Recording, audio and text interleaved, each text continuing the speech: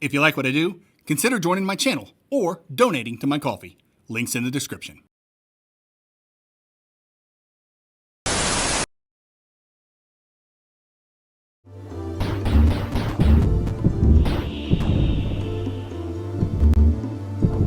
Huh? What? What the?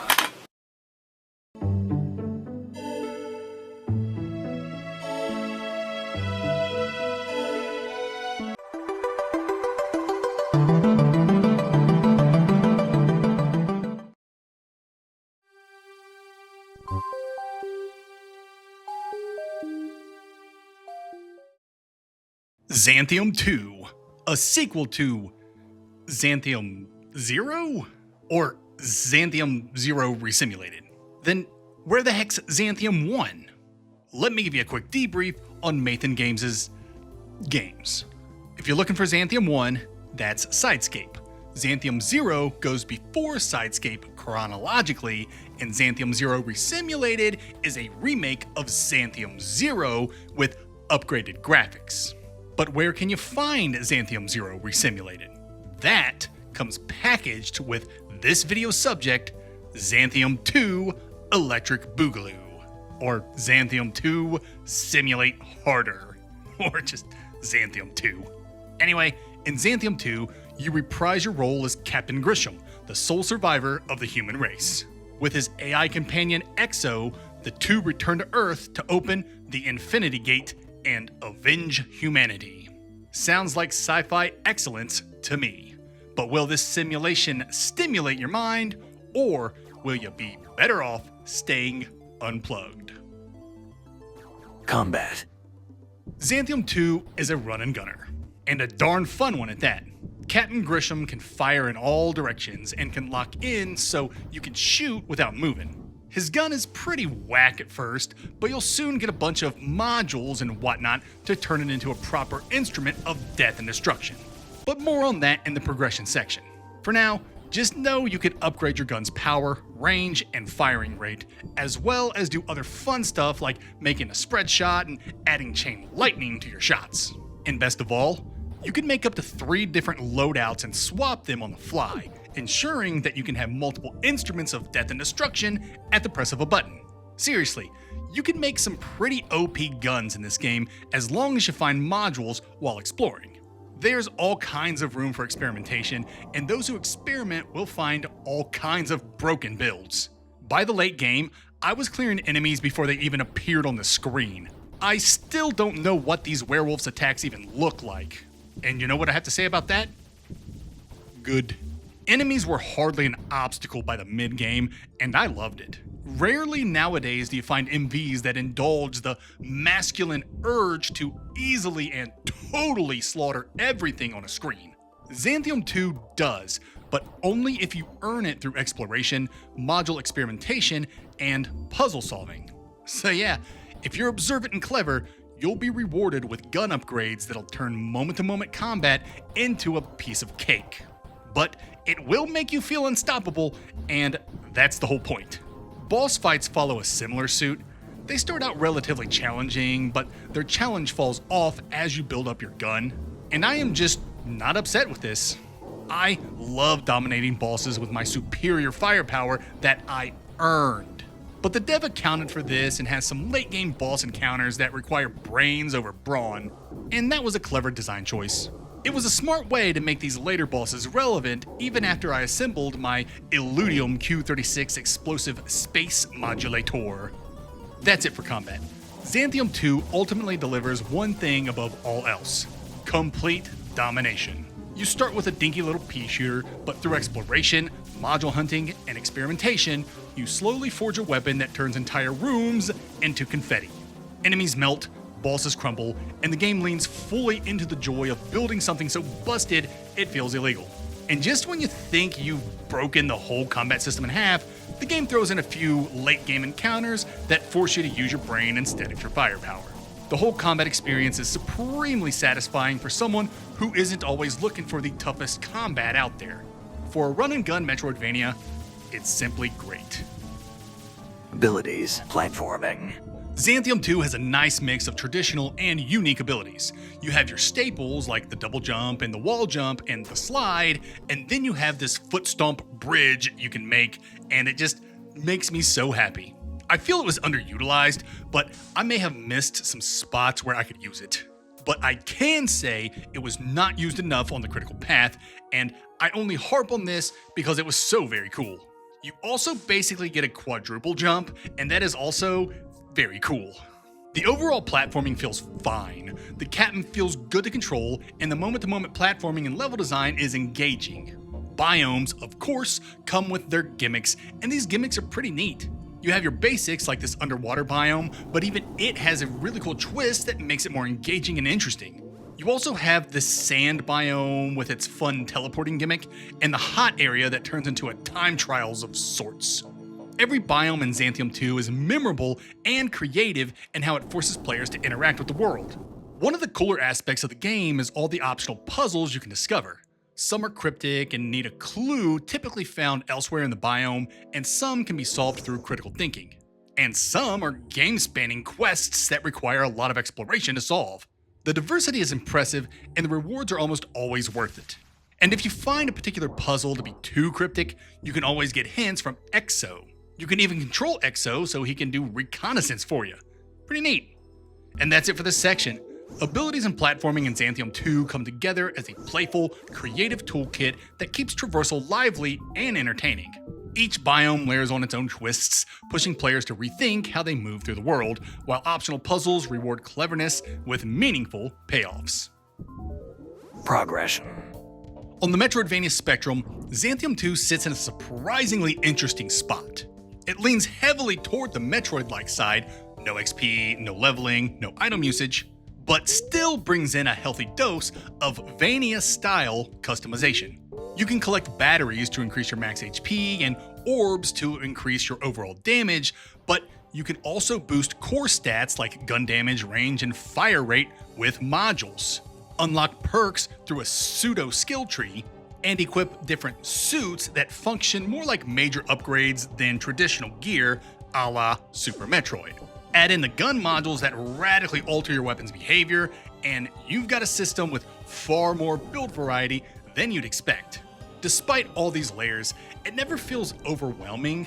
Instead, it creates a satisfying middle ground where exploration-driven upgrades and RPG-style tinkering coexist.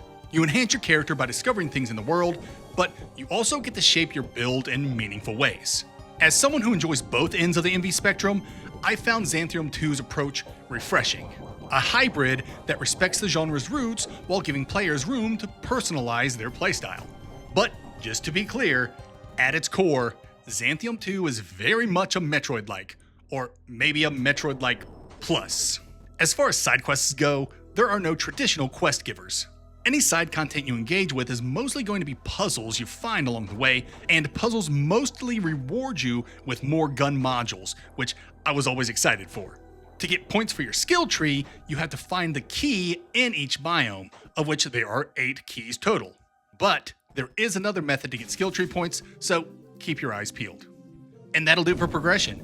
Progression in Xanthiom 2 brilliantly blends two design philosophies into something that feels both familiar and fresh. Exploration remains the backbone of your growth, but the game layers on meaningful customization through stat boosts, perks, and weapon modules that let you sculpt your build in surprisingly flexible ways. The game's MacGuffins double as skill tree currency, and collectibles like batteries and damage orbs round out your power curve. It's a progression system that respects the Metroid-like structure while embracing just enough Vania-style tinkering to keep experimentation rewarding. A hybrid approach that gives you agency without ever feeling overwhelming. Exploration.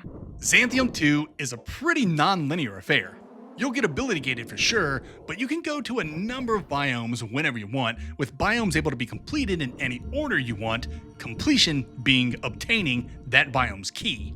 Your objective is to find the many keys for the Eternity Gate and then take them to the Eternity Gate. There's no order in which you need to obtain keys. You may even find the Eternity Gate before you even have all the keys. So explore wherever the winds take you. And let me answer that $1 million question. Yes, Exploration feels very rewarding. I enjoyed the biomes gimmicks, I enjoyed solving the game's optional puzzles, I enjoyed just exploring and finding my way through this world. And backtracking never felt like a slog. Every save station is a fast travel point, and the in-game map is pretty great. It fills in as you explore, and you can unlock a biome's entire map by finding its map station. You have a bunch of custom pins you can place on the map, and you have the Eye of Akash, basically a tool that takes screenshots for easy reference. Unlocking a biome's map also shows you exactly where that biome's key is, making for a streamlined experience. That's it for exploration. Xanthiom 2 is wide open, rewarding, and wonderfully player-driven. You're free to chase keys in any order, wander into biomes as you discover them, and even stumble onto the in-game Eternity Gate long before you're supposed to. The game makes that freedom feel good too, with clever biome gimmicks, satisfying optional puzzles, and a map system that keeps backtracking smooth thanks to the fast travel save stations, custom pins, and a screenshot snapping Eye of Akash. It's a non-linear structure that respects your time, rewards your attention, and encourages you to explore simply because exploring is fun. Atmosphere, narrative. Xanthiom 2's art direction is one of those styles you'll either like instantly or bounce off of, but if you're into retro aesthetics, it absolutely delivers. The world is dark, mysterious, and isolating, the exact moody cocktail Metroid fans crave. The soundtrack backs it up with a mix of upbeat, moody, and ambient tracks that keep the atmosphere thick and engaging. It all comes together to create a tone that feels unmistakably familiar. Many of my viewers ask me what Metroidvanias they should play if they want an experience like Metroid. To them I say, Xanthiom 2 will hit that spot. As far as narrative goes, I really don't know what's going on. Something apocalyptic happened that wiped out humanity, Captain Grisham survived somehow, and now he's going to take revenge on the thing that took out all the humans. And to that, he must find the 8 keys so he can open the Eternity Gate, whatever that is. And to add onto the confusion, the entire game is a simulation or something? That's not spoiling anything. Your AI buddy pretty much tells you at the beginning, or whenever you die, or whatever. Now, full disclosure, I had not played any of the other Xanthiom games prior to Xanthiom 2, so maybe they set up this game properly, but as it stands, I have no clue what's going on in this game. But that only makes it more mysterious and fun. And the overall gameplay and exploration is so good, I really didn't mind not knowing what was happening. So don't let my confusion on the narrative deter you. You'll still have a lot of fun with Xanthiom 2, and its ending is pretty easy to decipher. That's it for this section. Atmosphere and narrative in Xanthiom 2 ultimately work because they create a mood that carries the experience, even when the story itself slipped through my fingers. The retro art direction, the lonely tone, and the moody soundtrack all come together to evoke that classic Lost on a Desolate World feeling, making the game instantly appealing to anyone chasing a Metroid-style atmosphere. The narrative, meanwhile, is cryptic to the point of abstraction. Apocalypses, simulations, revenge quests, keys, and an Eternity Gate.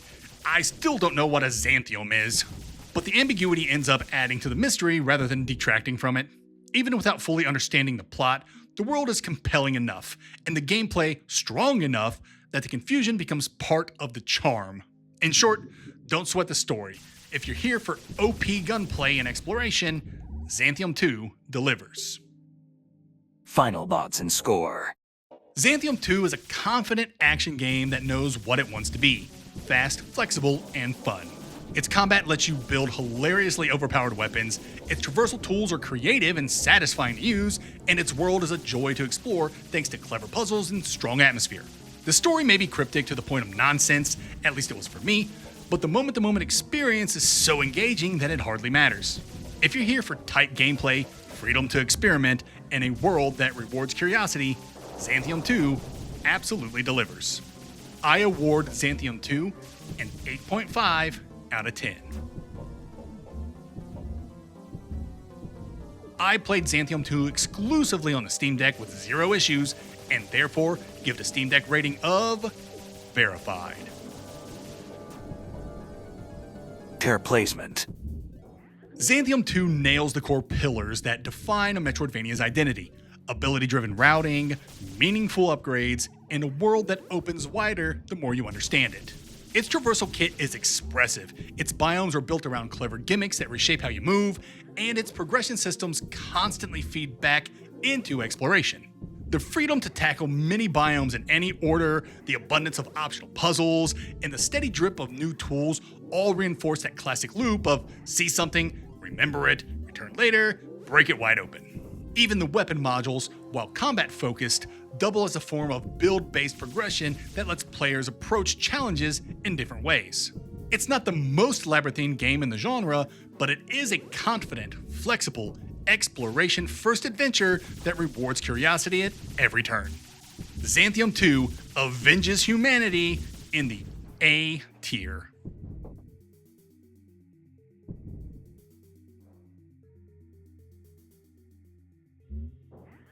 Xanthiom 2 is a boon for anyone looking for more Metroid-like Metroid-likes to play.